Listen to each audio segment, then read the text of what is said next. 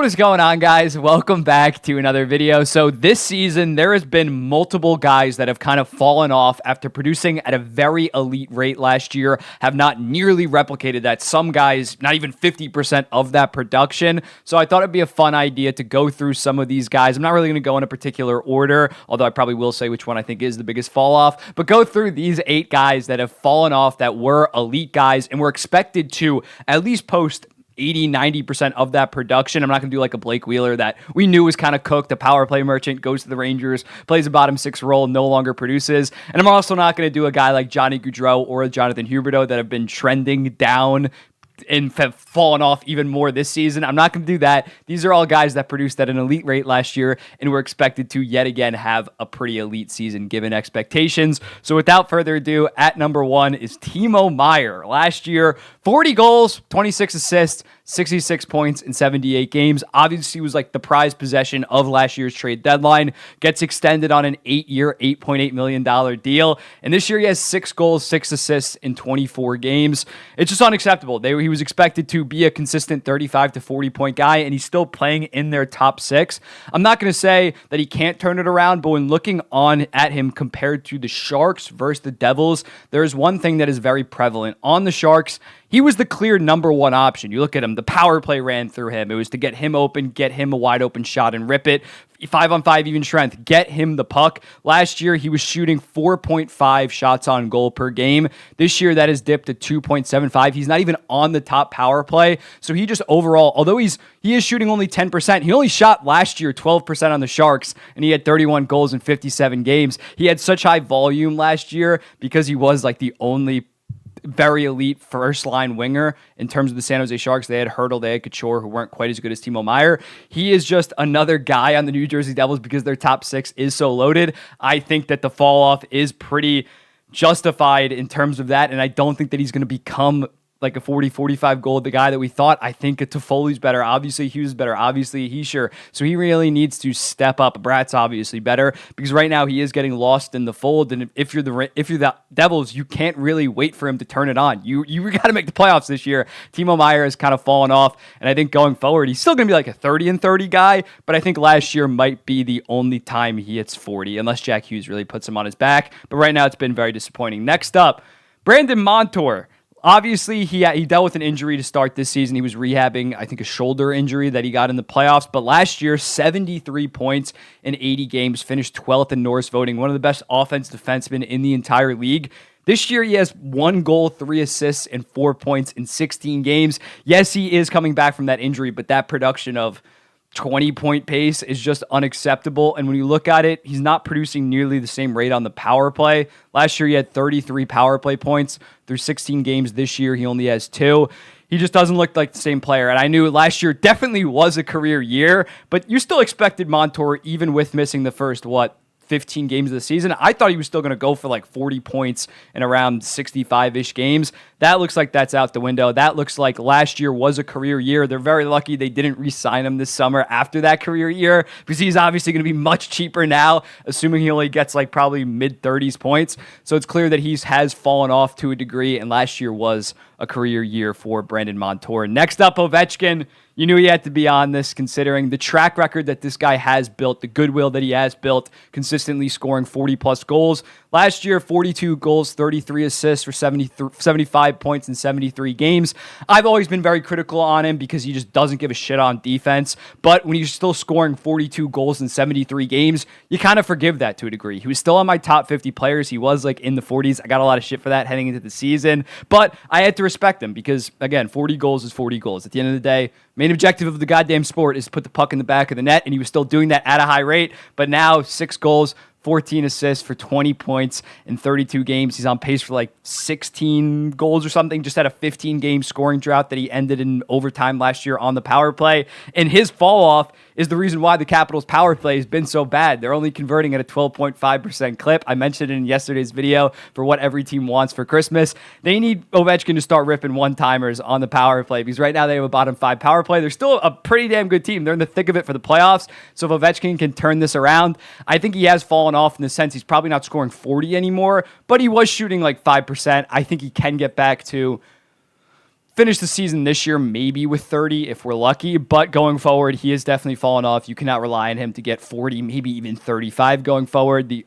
fall off has been pretty strong, and we look at it, again, speaking of that defensive impact, the shooting that forgave it, when he was finishing at 95%, you forgave it. And the advanced analytics, at least from JFresh, proved that. He was still an above average, very good player, but when that finishing drops off so rapidly, and the defensive warts start coming up and you're only scoring 15, 16 goal pace on a season, you're no longer an effective elite player in the NHL, and that has been the case with Ovechkin this season. The fourth player I got is Brent Burns. Brent Burns killed it last year in his first season in Carolina. He had 18 goals, 43 assists for 61 points in 82 games. One of the best offensive defensemen in the entire league. Him and Slavin were one of the best pairs in the entire league. This year, he only has 5 goals and 9 assists for 14 points in 33 games. So just on hovering around 37, 38 point pace on the season. And when looking at it, yes, guys like Orlov and D'Angelo have come in, but they have not been playing fantastic by their standards either or racking up points.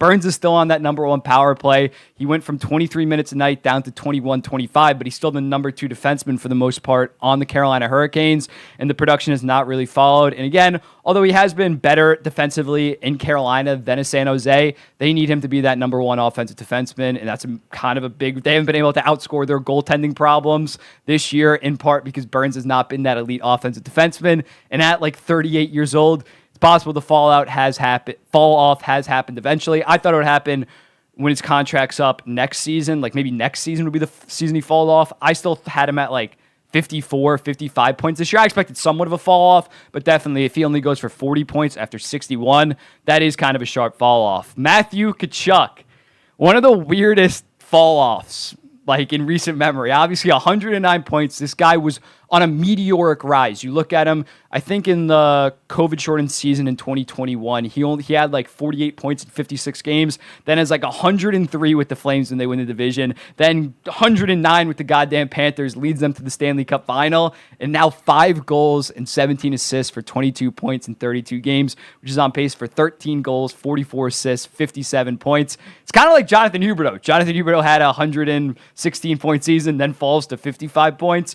Exact same things happen with Matthew Kachuk. I think Matthew Kachuk is obviously, he's not going to be a 57-point player, but this says he is shooting at such a dog shit rate. He's shooting 3.9% this season. I think he still is getting a lot of looks, but last year probably was peak Matthew Kachuk, and what a peak it was. I'm not trying to discredit the guy. The guy was, again, I think the 3rd or maybe even 2nd best player in all of hockey last year, but thankfully Sam Reinhart has kind of made up for Matthew Kachuk's lack of success early, but right now, 2 goals, 2 assists for 4 points in his last 11. He's playing his worst hockey of late. If the Panthers are going to make some noise in the playoffs, or even safely make the playoffs, they're going to need Matthew Kachuk to really step up, which I think he is capable of. But at this point, when I'm making my top 50 in 3 weeks at this point, is he going to be top 10? Can last year's track record overpower this struggle so much? I'm not sure from what I saw. It's been such a sharp fall off. Hampus Lindholm. Last year, he was on my Norris ballot. I think I maybe even had him 3rd, definitely at least 4th. He had 10 goals, 41 assists, 51 points, and he finished 4th overall in the Norris in the entire NHL. This year, he has 1 goal, 7 assists, 8 points in 30 games, which again is on pace for 22, 23 points. And that is with Charlie McAvoy missing 8 games, missing basically a quarter of a season. Lindholm is playing a ton this year. He's playing, I think, around 25 minutes a night. The defense is still solid. The defense, not as good as last year, because last year he was one of the best defensive defensemen in the entire league, as well as posting 50-plus points. But this year, the offense is not nearly as good as it was last year. Evidently, obviously, the numbers show you that. And the defense has kind of taken a step back. Last year, he played a legit top 5 defenseman. This year, he's probably playing maybe a top 50 defenseman. I still think going forward, he's going to be a good top pair guy, but clearly last year was kind of his peak. Same thing with Kachuk. It was a great peak, but he is not the 1B that we thought to Charlie McAvoy. It is clearly a 1 and then a number 2, and he's still going to be a very good defenseman, but it has been a pretty big drop off for Hampus Lindholm this year. Boston has still been a very good team, but if they're going to actually contend, especially in the playoffs, they're going to need Hampus Lindholm to go back to being that 1B to Charlie McAvoy's 1A. Can he do it? I'm not so sure. Pierre-Luc Dubois, mentioned it in yesterday's video. The dude is struggling heavy. Last year, 63 points in 73 games. Again, that's That's like 72, 73 point pace. No, 71 point pace. But when you look at him this year, 12 points in 29 games, which is around 34 point pace. He is playing in that third line center role, but that is still unacceptable. I don't care if you're Pierre-Luc Dubois, if you're making $8.5 million.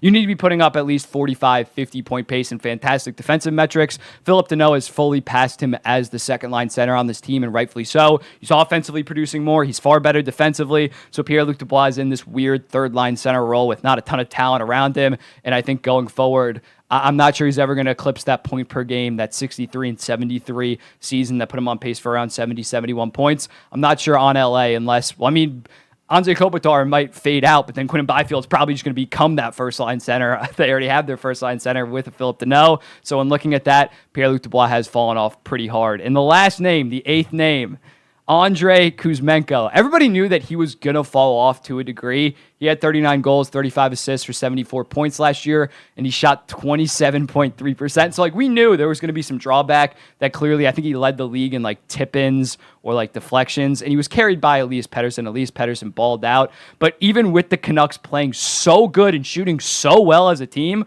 right now he only has 6 goals, 11 assists for 17 points in 29 games, on pace for, 16 goals on the season. He's shooting, I think, 12%. So he went from 27% to goddamn 12%. He halved it. And now he's looking at getting traded. There's serious trade talks about them potentially dumping him, and rightfully so. I still think he is a pretty good winger. I think he's better than what he's showing right now in terms of a high 40s point pace guy. I think he can turn it around in the right situation, but clearly something has happened on the Canucks. He's not getting the same looks. He's not with the same chemistry on the team. So when looking at that, Andrei Kuzmenko, clearly not a 39 goal scorer anymore, but he has fallen off pretty heavy. So those are the 8 guys. We got Timo Meier, Brandon Montour, Alexander Ovechkin, Brett Burns, Matthew Kachuk, Hampus Lindholm, Pierre-Luc Dubois, and Andrei Kuzmenko. Let me know in the comments, what do you think about this? Who are some other guys that have fallen off pretty rapidly this year? Again, Blake Wheeler, Gaudreau, Huberdeau, all also valid answers, and I'll be seeing you in the next one.